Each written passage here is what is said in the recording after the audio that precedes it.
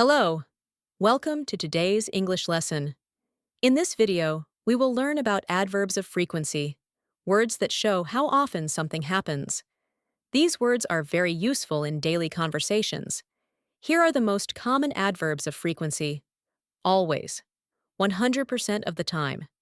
Usually, around 80% often, about 60%.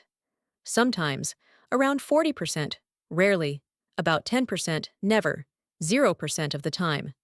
These adverbs come before the main verb, but after to be verbs like am, is, or are. I always drink coffee in the morning. She's usually on time. We sometimes go to the gym. He never eats fast food.